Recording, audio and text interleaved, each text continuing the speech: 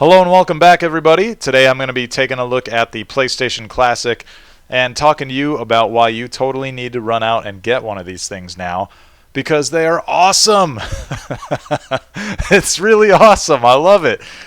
This thing, I know that when it came out back late 2018, there were a lot of scathing reviews of this thing, and rightfully so. It came out and I know some people had complaints about the game selection. That was never my chief complaint, though. The big problem with this thing was the emulator was an outdated, dusty old version of the emulator that they chose.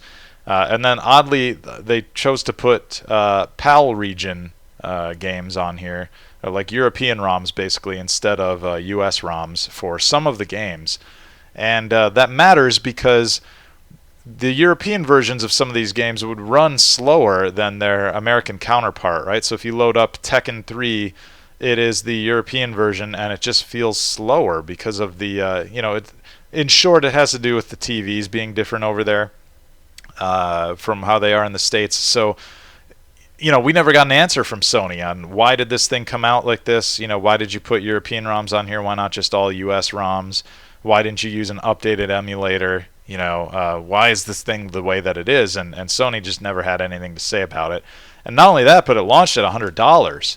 So at $100, it's like, what is, what are you thinking here, Sony? And it was really disappointed because, or disappointing, I should say, because fans like me of the PlayStation 1, we first heard that this thing was coming out, we were like, this is awesome. Like the PS1 is a legendary system for a lot of us. I mean, some of us have been with the PlayStation brand since the very beginning, and there was so much innovation on this console. There was so many like creative ideas, like first time ideas and experiments and things.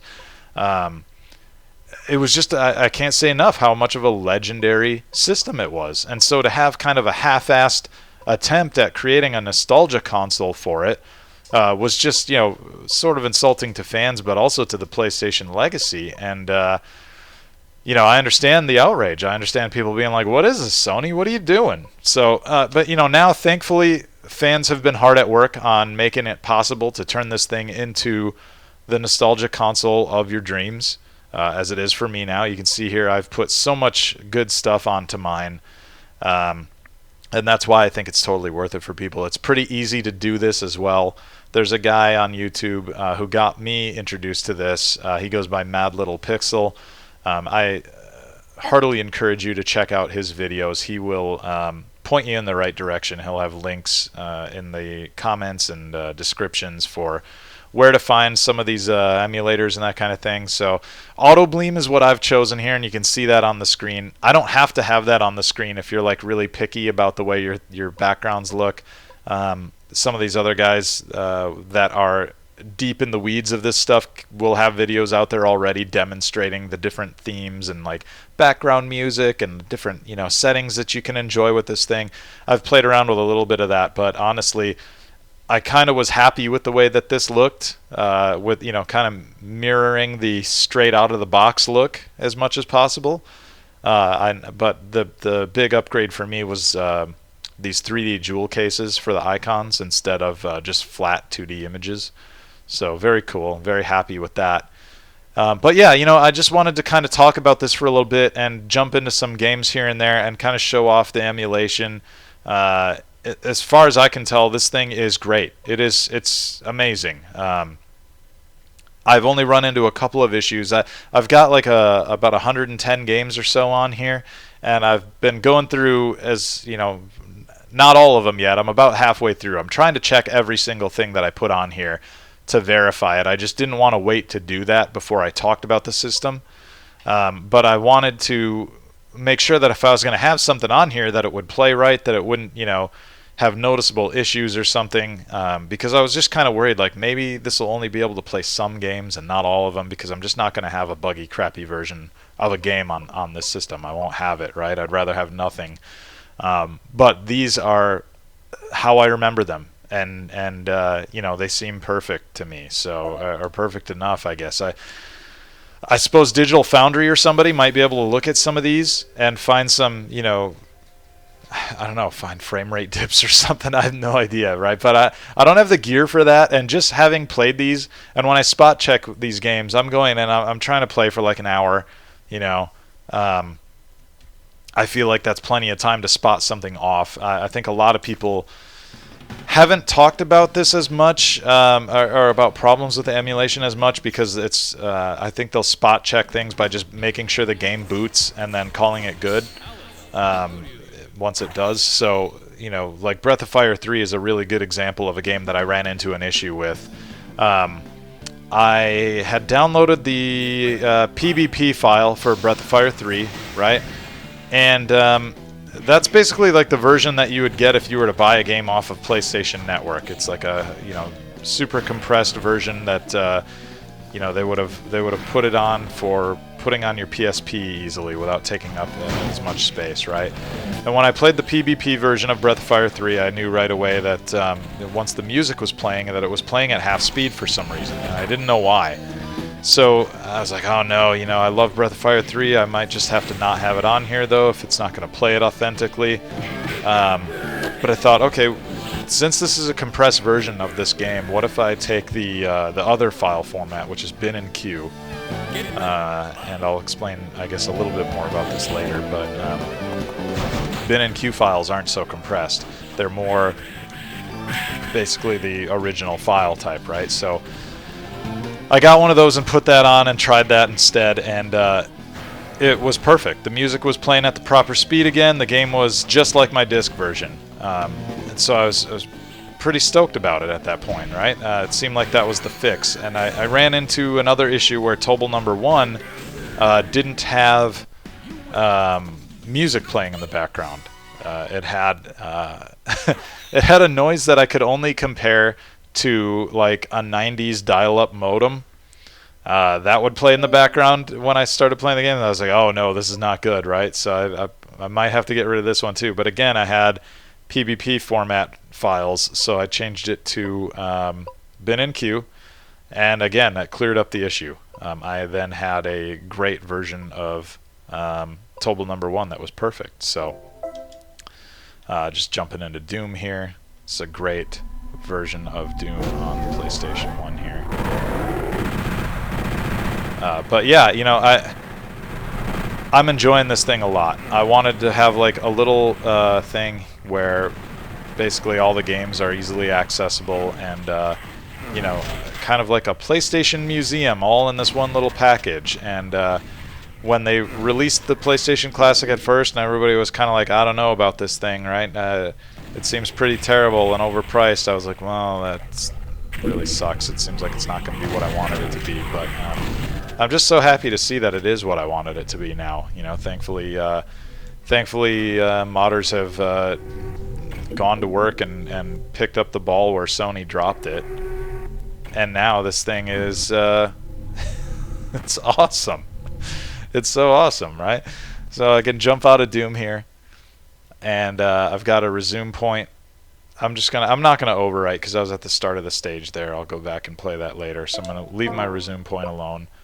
But you can just like hop right into stuff. I could load it from, you know, at the very beginning as if I just put in the disc, or I could just pop right into a resume point like immediately, which is pretty cool, right? It's like lightning fast starting these things up.